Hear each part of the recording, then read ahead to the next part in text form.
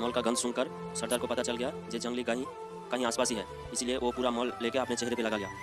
क्योंकि इंसानी गंध अगर छूट जाए उसके बाद वो पूरा कबीले वालों के साथ में लेकर वो धीरे धीरे आगे बढ़ने लगा और छुप कर इंतजार करने लगा। तभी उसका हाथ पर कुछ चींटियाँ चढ़ने लगी और वो बिना कुछ आवाज़ किए सारे चींटी को निगल लिया और अचानक गायों का झुंड उन पर हमला बोल दिए। इसीलिए वो लोगों ने जल्दी से दौड़कर अपने अपने भाला फेंकने लगी और गायों का दिशा बदलने की कोशिश कर रहे हैं। सारी गाय डर के मारे अपने दिशा मोड़ ली और खाइयों की तरफ जाने लगा।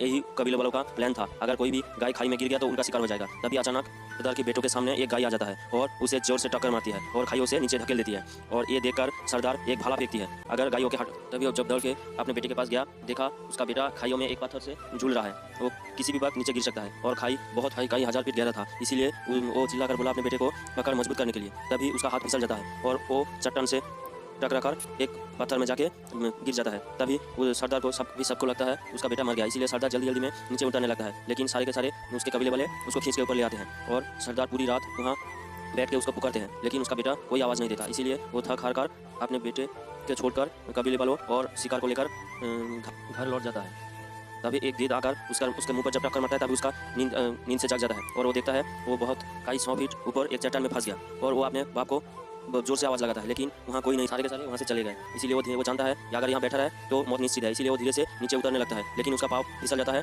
और वो एक पत्थर को पकड़ के झूल रहा होता है। तभी आसमान और अचानक बादल गरजने लगता है और जोर से बारिश आ जाता है और वो घबरा जाता है, लेकिन उसका हाथ फिसलने वाला था। तभी वो नीचे देखता है नीचे पूरा बाढ़ आ रहा है। इसीलिए उसका एक आइडिया आया, जो बाढ़ थोड़ा ज़्यादा हो गया तो पानी का गहरे में उसका कुछ नहीं हो सकता। इसीलिए वो गिरने के बाद अपने आप को एक नदी के किनारे में पता है और वो उसका होश आने के बाद वो नदी का पानी पी के देखता है उसका पाँव पूरा टूट गया। इसीलिए वो पत्थर फंसा के उसका हड्डी ठीक करने के बाद वो धीरे धीरे खाई के पास जाने लगा। तभी देखा वहाँ कोई नहीं है और उसके पिताजी ने उस मर गया समझकर पत्थर इकट्ठा करके वहाँ से चला गया। तभी वो गुस्से से वो पत्थर को लात मार के वहाँ से फेंक देता है और आसपास देखता है कोई नहीं है।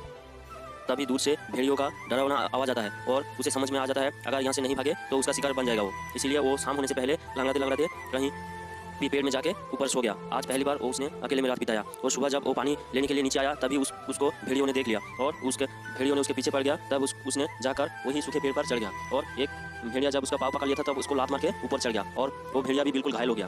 फिर से भूख में वो वही पेड़ पर सो गया और सुबह जब उसका नींद खुली तब उसने देखा नीचे वही घायल भेड़िया पड़ा हुआ है और उसने हथियार बनाकर उसको भेड़िया को जब मारने गया तब भेड़िया को हालत देखकर उस पर दया आ गई और वो उसे मार नहीं पाया। पहले भी वो किसी जानवर को ऐसे जिंदा नहीं मारा था, इसीलिए वो भेड़ियों के पास में जाकर उसको बचाने के बारे में सोचा। इसीलिए वो उसने जाकर फटाक से उसका मुंह पर कपड़ा बांध दिया और उसे लेकर नदी के किनारे में चला गया। उस रात को एक गुफा में रात बिताने के बारे में सोच रहा है।